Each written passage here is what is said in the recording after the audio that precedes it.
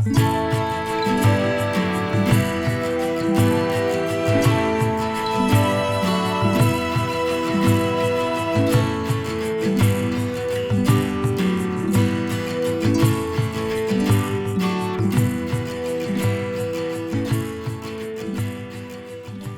with many ideas, the idea for York Gin started in this pub, in fact. Lived in York 20 years and we were just baffled as to why a city with so many hotels and restaurants and tourists and such a fabulous long history didn't have its own gin when other places did, and it should have done. So it was partly to fill that gap. We just felt that York deserved something beautiful and quality and made in the city.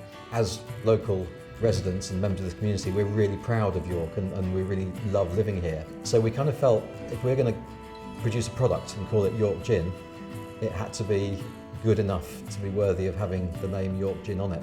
The first thing that we wanted was something that you could drink neat. So it needed to be smooth enough that it was completely drinkable just over ice. We did an experiment one evening run by Emma, which was a blind taste of about 25, 26 different gins.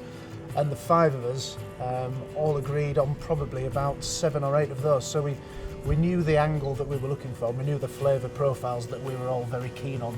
Having experimented with about 17 or 18 recipes, I would think, that's what we finally hit upon, and we're really proud of the fact that it's a very well-balanced, smooth, classic gin. It should have been here for 300 years. It's a gin that we are making sure is made of really high quality. We ensured the ingredients were things that could have been obtained by somebody making gin 300 years ago, so there's nothing quirky or weird. We actually ended up taking flavours out of the gin rather than adding them in. So one of the main things that we've got in our imagery is the city walls. If you've got a square bottle, it's very classic. We wanted something that felt historic. For us, it was more about making something that was a classic dry gin. Because it's so balanced, it works with so many different things. So, people have either made cocktails with it, or if somebody likes their gin specifically with lemon and a certain type of tonic, it will work with that. We've been bowled over really by the response that we've had. We've been manufacturing now for nearly 6 months, and it was an instantaneous success. Certainly I'm a little bit humbled by it. Everything has been positive.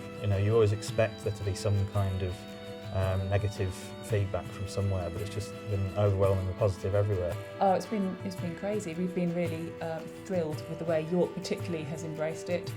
There was a plan, but the plan got blew out of the water because we are where we wanted to be in 6 months, where we thought we'd be in 2 years. It's important for us that everything that we do with this brand should still be connected with York. So the first variant that we did was a cocoa gin because of York's chocolate history, and we've made that in partnership with York Cocoa House, which is a great independent chocolatier.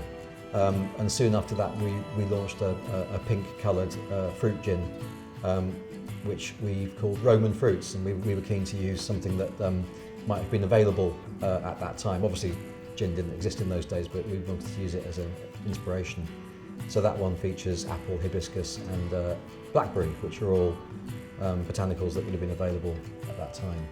I think in other flavours we would probably look at, again, making sure that we stick to things which are related to York in some way.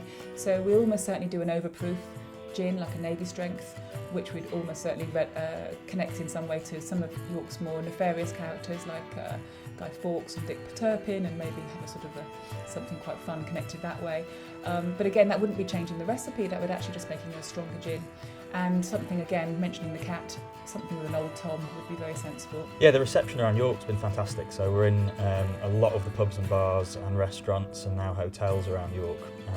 But we're starting to get some interest from further afield. So we're in the London Gin Club, we've been on their summer menu.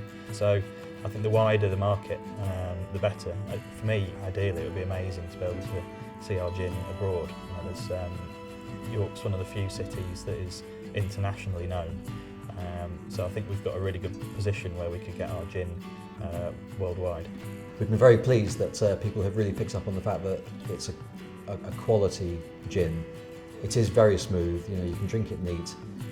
It's really well balanced, and people have, the feedback's been just amazing, from not just from local residents, but this is from further afield. Gin experts have really noticed that we've made a good quality product, and that's what we were aiming for. That was the main thing.